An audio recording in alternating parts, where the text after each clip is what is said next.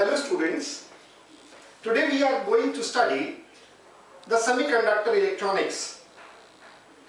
It is of great importance to study this chapter because most of the modern equipments which we use, say for example mobile, television, calculators, our computers, have so many components which are based on the semiconducting materials, and these components provide such a control over the motion of charges that we have plenty of applications. To begin with, let's start with the term semiconductor. To understand this, we have many materials around us which are classified in three main categories. One is called insulator. When I say a material is insulator, it means that its electrical resistivity is very high. It is of the order of 10 to the power 15 ohm meter. There is other extreme which is known as conductors.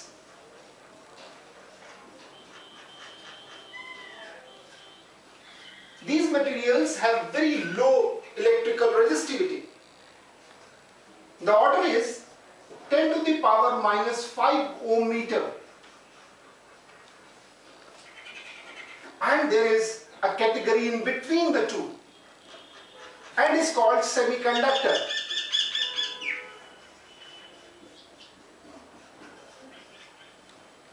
The order is 10 to the power 0 ohm meter.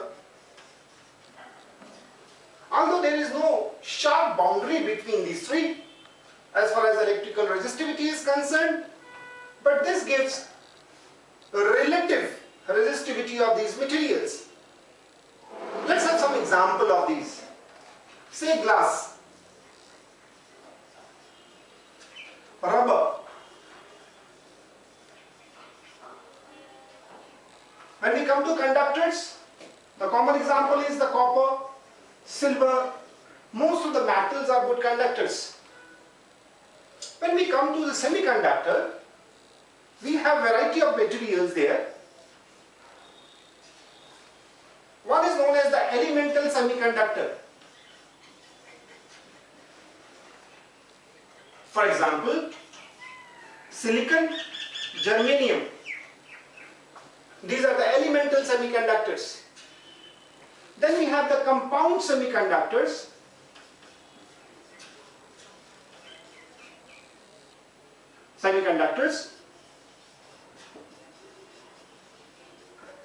Like gallium arsenide, indium phosphide, etc. There is another variety of semiconductors. They are called the organic semiconductors. For example, anthracene.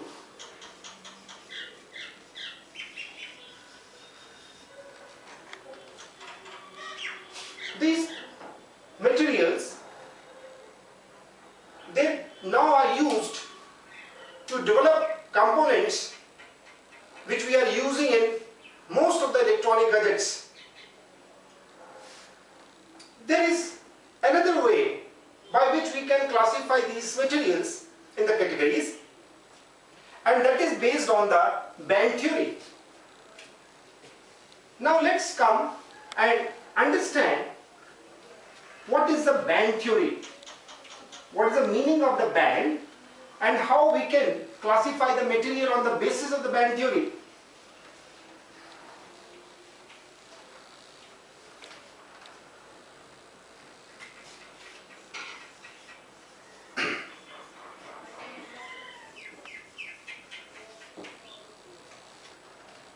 To understand this, let's take an example of isolated hydrogen atom. An atom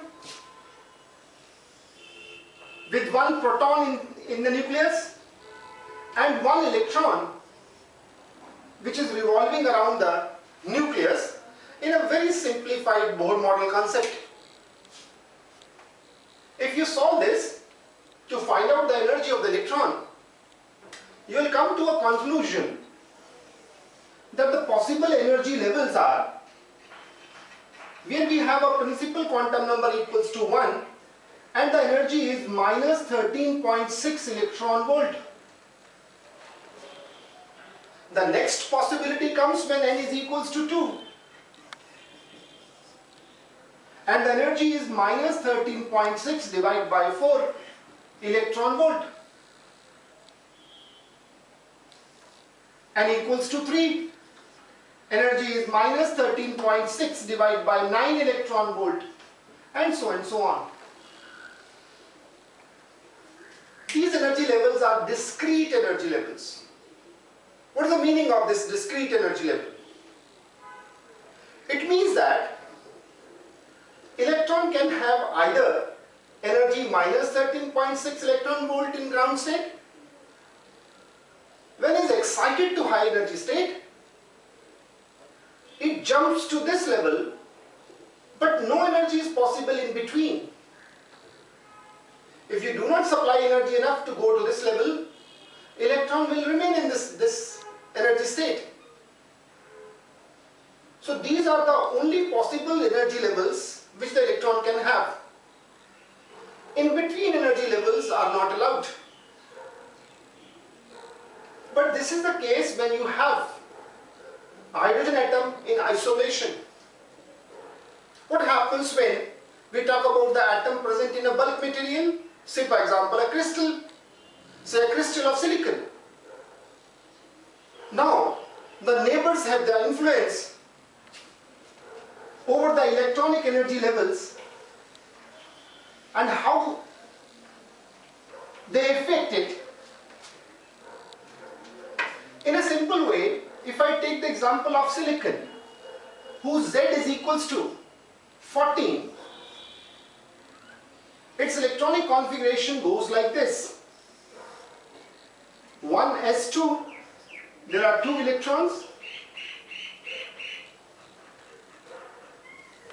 2s2,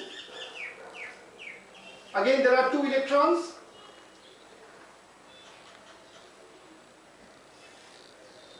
2p6, there are 6 electrons.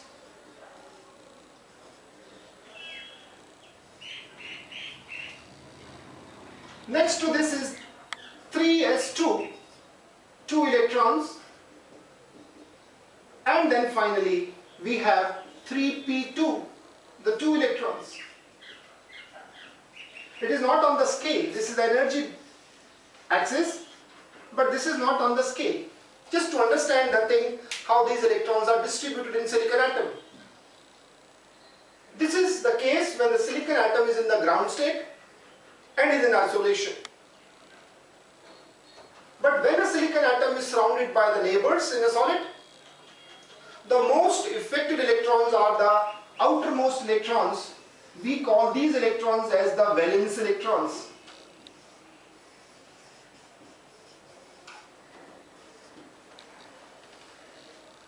And what's the effect is? Effect is that here in the isolated silicon atom, we have discrete energy for these electrons, which no more remain discrete.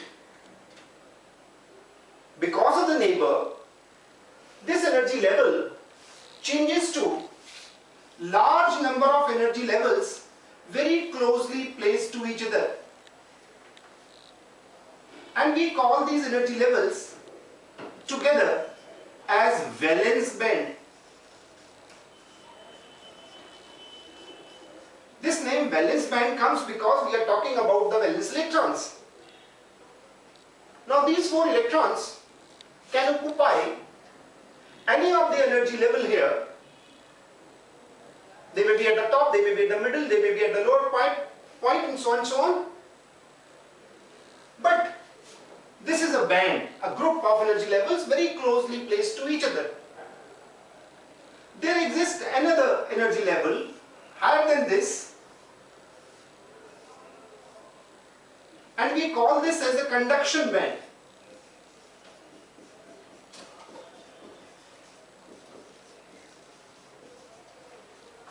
Why is it called conduction band? An electron from this valence band, if it acquires energy enough to reach here, will now start participating in electrical conduction. There is a gap between the uppermost of the valence band and lowermost of the this conduction band, and we call this as the energy gap. This Eg stands for the energy gap or band gap.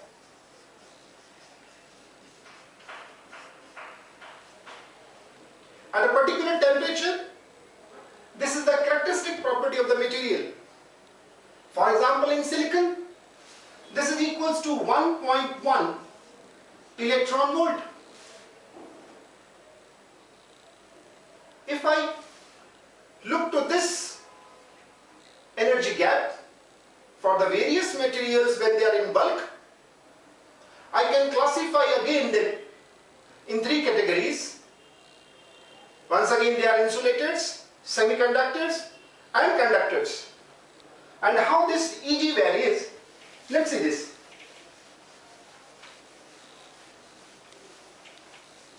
Now on the basis of the band theory, we classify the materials again in 3 categories. One, the insulator,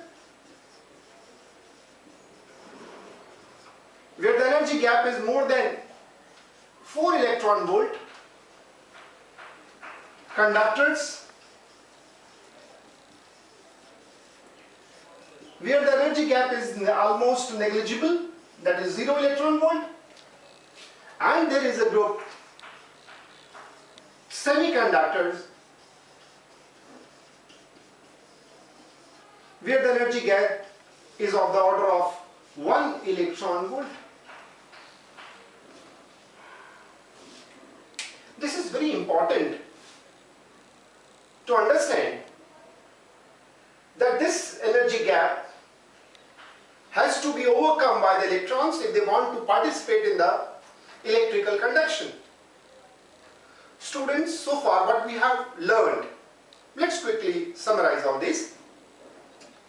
I told you materials around us can be classified in 3 main categories: insulators, conductors and semiconductors. There are 2 important ways by which we can classify them. One is their electrical resistivity. Insulators have very high resistivity of the order of 10 to the power 15 ohm meter. Conductors have very low resistivity of the order of 10 to the power minus 5 ohm meter. And here we have moderate resistivity, say of the order of 1 ohm meter. I told you another way, and that is, according to the band theory, is energy gap. High energy gap means insulators. Almost negligible energy gap means they are conductors. And a moderate one of 1 electron volt, they are the semiconductors. Now let's go in detail to understand how this electrical conduction takes place in semiconductors.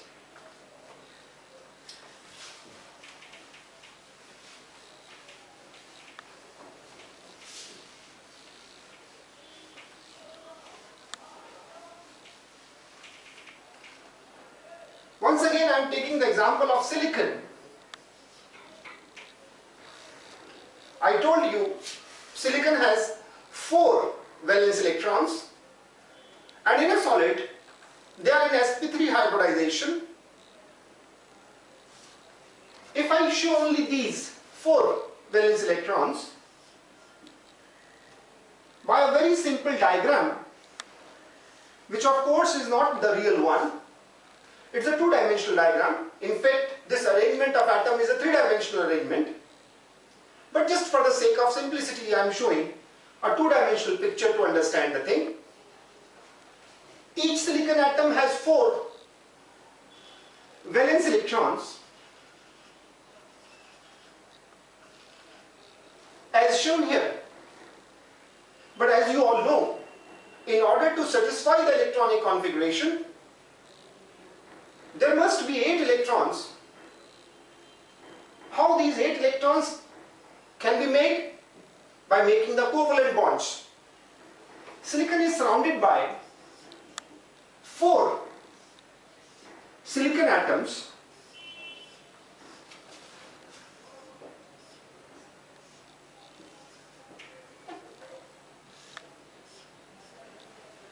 and these 4 silicon atoms, they share their valence electron in such a way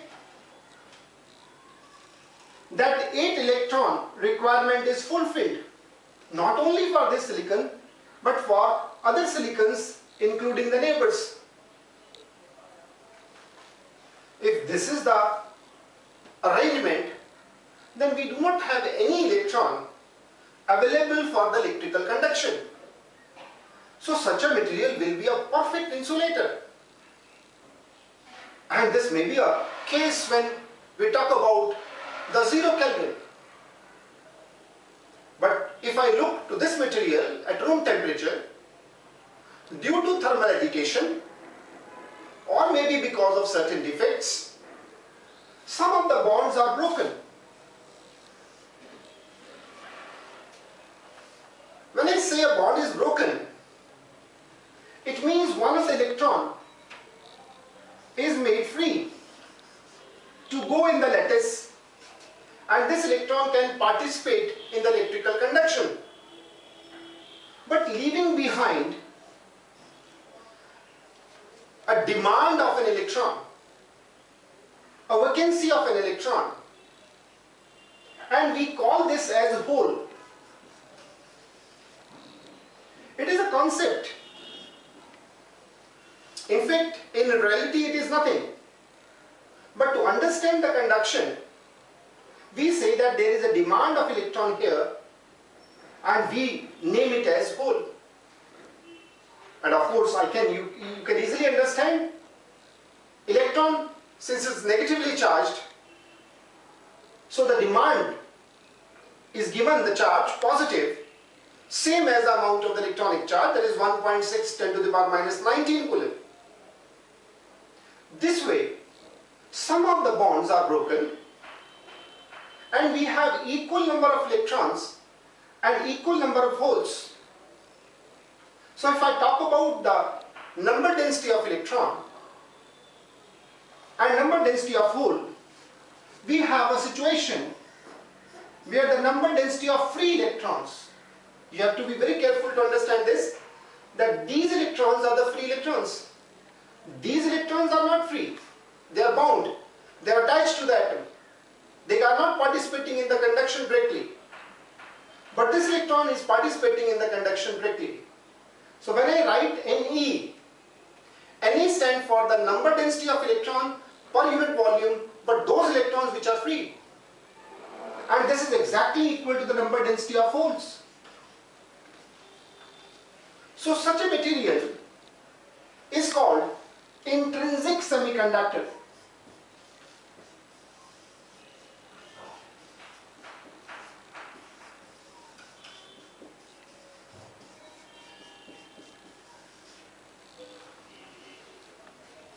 Intrinsic semiconductor have their resistivity, as I told you, is nearly 1 ohm meter, which is a moderate resistivity in between the insulator and conductors. But this is not of much use.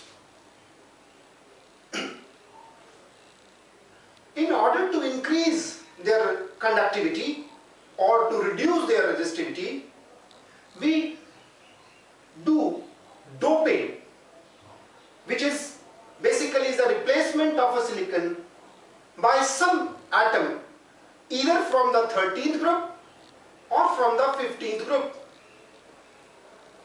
When we do this type of a doping, then the material is called extrinsic semiconductor. What happens in the extrinsic semiconductor?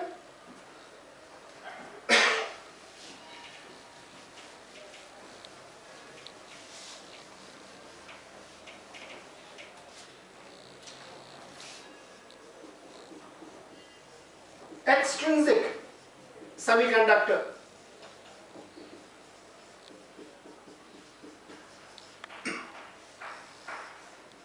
There are also of the two types. One is called P-type semiconductor and another is called N-type semiconductor. In P-type semiconductor, we replace a silicon atom by an atom from the 13th group, and in case of the N-type semiconductor, we replace it by an atom of the 15th group. This is aluminium, gallium, and in 15th group we have the arsenic, phosphorus, and so on. This helps us in increasing the conductivity or reducing the resistivity. How it does actually? Let's take an example of P-type first of all. When I have P-type semiconductor in a material,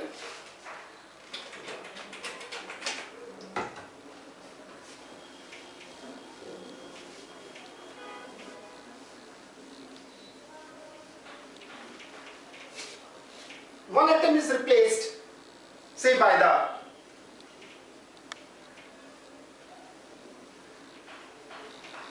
gallium, something like this. I have silicon. Instead of silicon here, now I have a gallium. We have silicon in the surrounding as usual, but we have now instead of one silicon, a gallium atom. Silicon has 4 valence electrons, getting 3 from these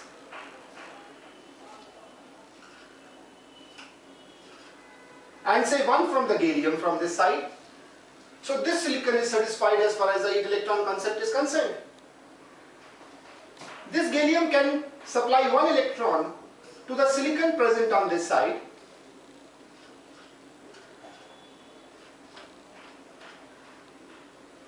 can supply 1 more electron to the silicon on this side, but cannot supply electron to this silicon, as gallium belongs to 13th group, has only 3 valence electrons.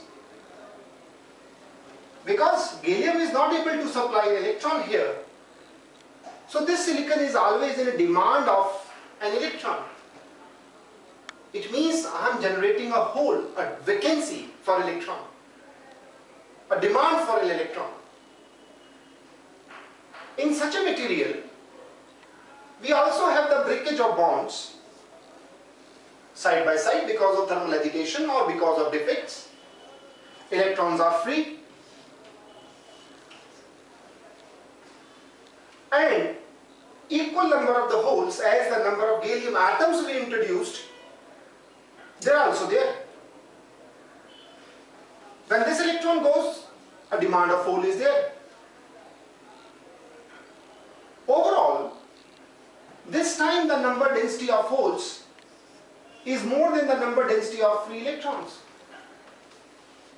Due to the breakage, we are getting the equal number of free electrons and holes, but because of these impurity atoms, we are getting additional holes. Look, it's very interesting to note, despite of the fact that the holes are more here, this material is not positively charged. Why is it so? Because we have replaced a neutral silicon by a neutral gallium atom. When I talk about Ne, that means the number density of free electrons, I am not counting those electrons which are bound electrons. When I am counting the number density of holes, I am not counting the positive charge present in the form of protons in the nucleus. If I count all positive charges, all negative charges in a bulk material, even if it is p-type, it is perfectly neutral. This is what we call as a p-type semiconductor.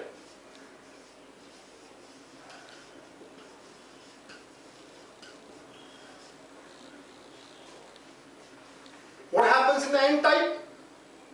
As I told you, in the n-type we have the impurity atoms from the 15th group. Instead of gallium, we may have phosphorus.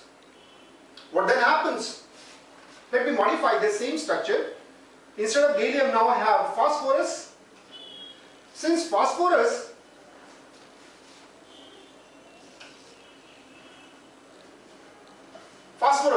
belongs to 15th group, has 5 free electrons or valence electrons. 4 are shared by the silicon atom in the surrounding. 1 atom is left behind. Since the stability is there when the 8 electrons are there, so this electron easily leaves the phosphorus and goes into the lattice. And what happens this time? This time the reverse happens. Number density of electron becomes more than the number density of holes. As this electron is additional, breakage of the bond is there, electron and holes are produced because of the breakage of the bond. Along with this, we have some free electrons coming from the impurity atoms like phosphorus. So students, what you have learned, in the intrinsic semiconductor, we have certain free electrons, equal number of the holes, whereas in extrinsic semiconductors, where we have impurities present, we have either the free electron density more, as in case of the n-type, or we have number density of the hole more, as in p-type semiconductor. By having this situation, we are able to increase its conductivity or able to reduce its resistivity. So these n-type semiconductor and p-type semiconductors are preferred in making electronic components such as diode, transistors, or even some modified components like field effect transistors. So many other type of the components are made from these materials. How we actually develop these type of materials? That is the process of doping. Doping is not simply a mixing. It's not that you take a material and you mix it, grind it, and you get the p-type material. No. With a very intelligent selection of the impurity atoms, looking at their electronegativity, the size, we actually go for a solid state reaction. We have to remove a silicon from that place and to place the impurity atom there. It is done with the help of, say, you do the doping either in a gaseous form, you keep the material in a gaseous form at a high temperature, allow the molecules to react, or you can even have the bombardment of these impurity atoms at an atomic level so that they can go and replace them. We are not going in the detail of this process, but these are some of the points you should keep it in mind, that it is not made by the mixing. And the percentage of impurity is not very high. It is even less than a fraction in percentage. If I do very large impurity doping, then I am disturbing the whole of the structure. Such a structure will have so many defects that its performance cannot be made useful